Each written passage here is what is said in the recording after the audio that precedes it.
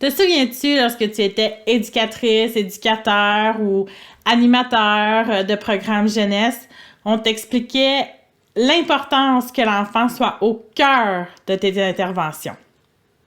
Tu as appris lors de ta formation en petite enfance, ta formation en éducation spécialisée peut-être aussi, cette importance-là, et donc tu es devenu très fort en pédagogie.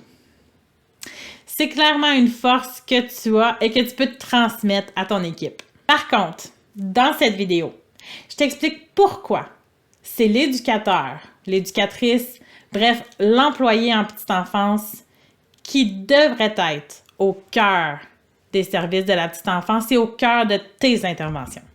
Et plus que le pourquoi, je t'explique les bienfaits de changer cette paire de lunettes et de focusser sur l'éducateur et l'éducatrice.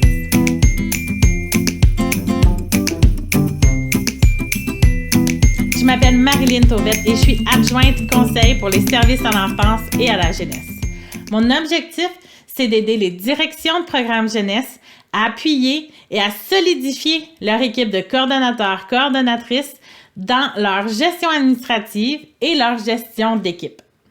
Puisque mon objectif, c'est de t'aider dans ton quotidien de direction, je t'invite à télécharger également mon guide gratuit qui s'intitule « Voici pourquoi ta to-do list est en réalité ta pire ennemie ».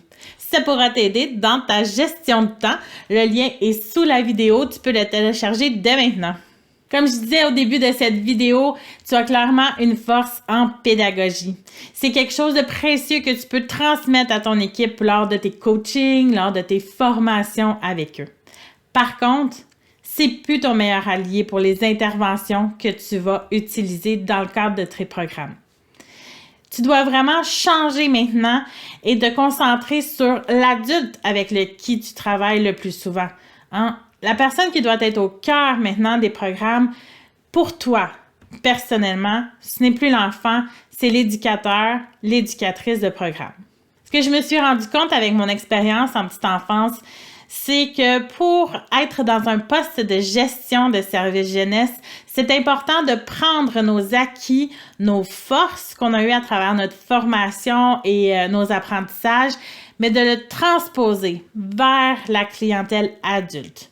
Notre focus, ce n'est plus la pédagogie parce que ce n'est plus l'enfant qui est au cœur de nos interventions à nous, mais à vous, mais c'est bien l'adulte qui est au cœur des interventions. Il faut transférer un petit peu notre vision de la pédagogie vers l'andragogie, qui est l'éducation aux adultes. Parce que l'adulte n'a pas les mêmes modes d'expression, n'a pas la même compréhension de la vie, ne fait pas les mêmes expériences des situations que les enfants. Par exemple, je te donne l'exemple du vase. Tu sais, par rapport à un concept, souvent, un enfant ne veut pas nécessairement connaître le concept que l'enseignant veut lui enseigner. Hein? Il ne va pas nécessairement connaître c'est quoi le mot puis c'est quoi le concept. Fait que souvent, le parent, l'adulte, l'éducateur, l'enseignant va lui expliquer c'est quoi le concept en mettant des choses dans son vase, en lui expliquant comment, par exemple, ça c'est un animal, comment il mange cet animal-là, qu'est-ce qu'il mange cet animal-là, comment il vit, ok, cet animal-là en contact avec un autre, qu'est-ce que ça fait, il habite où. Fait que tu sais, on remplit son vase d'informations, puis là, il va faire des expériences par rapport à ça qui va venir un peu comme consolider ses connaissances et tout. L'adulte, lui, par rapport à un concept aussi, par rapport à l'animal qu'on veut expliquer, mais il a déjà ces concepts-là, lui. Donc, si en tant qu'adulte, on veut l'amener vers autre chose, on veut y faire d'autres enseignements, il faut prendre en considération ce qu'il connaît déjà, ce qu'il y a déjà dans son vase pour être capable de l'emmener ailleurs ou pour carrément transformer les choses qu'il y a dans son vase. Puis là, je suis là avec mon vase imaginaire, là, mais bon, vous comprenez le principe. Donc, comme je disais, il faut être capable de transférer ce qu'on a appris de la pédagogie vers l'andragogie. Donc, modifier nos façons de faire pour avoir l'andragogie dans nos pratiques avec nos équipes de travail. L'andragogie, c'est l'éducation aux adultes, dans le fond, avec la clientèle adulte.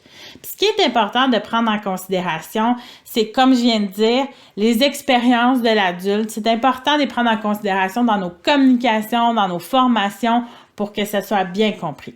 Une autre chose, c'est que il faut que nos communications fassent du sens. Donc, l'adulte a besoin de savoir pourquoi, a besoin de savoir des raisons. Il faut que ça ait un lien avec quelque chose qui a un problème pour lui dans sa vie en ce moment, ou tu sais, il faut que ça fasse du sens pour qu'il apprenne les choses, ou qu'il écoute, qu'il soit réceptif. Il faut avoir cette connexion-là pour que ça fasse du sens.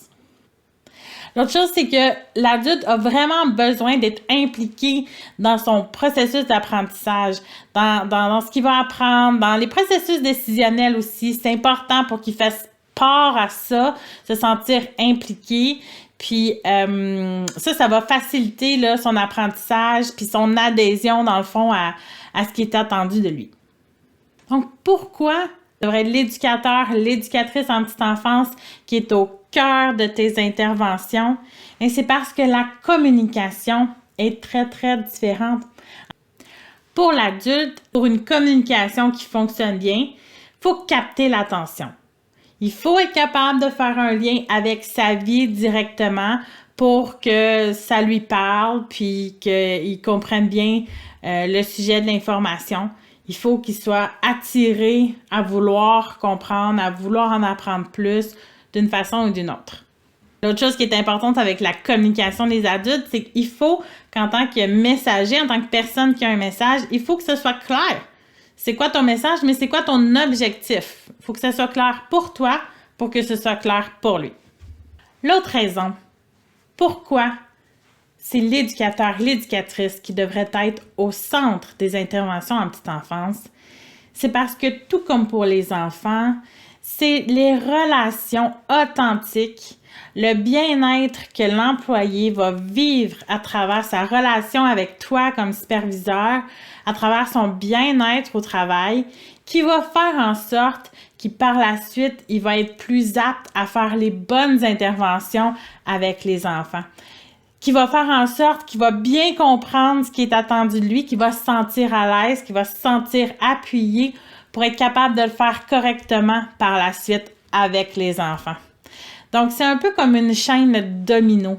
Mais il faut que la personne, l'adulte, se sente bien, se sente justement au cœur des interventions, sente que son bien-être vaut pour quelque chose, pour qu'ensuite, il soit enclin à ce qu'on lui explique que pour lui, le focus, c'est l'enfant. Puis, on veut lui faire vivre la même chose à l'enfant que ce qu'on est capable de vivre ensemble.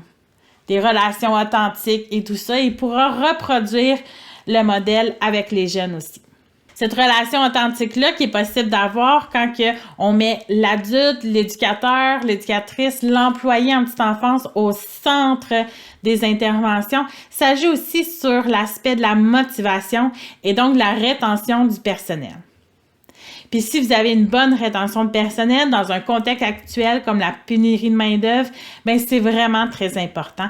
Puis ça aussi, ça a un impact auprès des jeunes qui après ça vont avoir moins de roulement d'animateurs et pourront créer des liens sensibles et authentiques eux également. Donc en résumé, dans cette vidéo, je t'ai expliqué pourquoi c'est l'éducateur, l'éducatrice qui devrait être au cœur des interventions en petite enfance. Il y a 2 raisons principales. La première, c'est au niveau des communications. Pour se comprendre, pour être capable d'avancer ensemble vers un objectif commun en petite enfance, c'est important de parler le même langage. Donc, pour parler le même langage, bien, il faut savoir c'est qui la personne qui est au cœur de notre message. Puis ici, c'est l'éducateur, l'éducatrice.